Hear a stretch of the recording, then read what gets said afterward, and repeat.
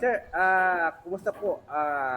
Sabi niyo po kanina, yan po yung kape na binibili niyo. Bakit po yan ang kape na gusto niyong bibilhin? Ito po ang binibili ko na kape kay gusto ang mura na kape, tapos herbal. Subok ko na po ito ginagamit na kape na to. Matagal na ako nagamit.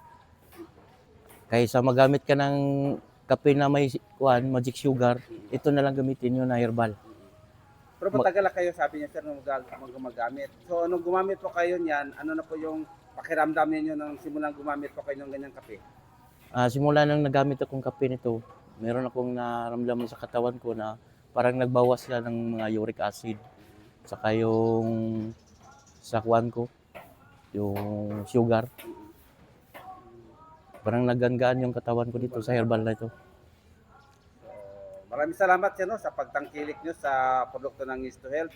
At umasahan kami sir na makakatulong yung mga kape na yan, lalo na po sa inyong pag-iinom ng herbal coffee. Sir, ano pong pangalan natin? Eric po.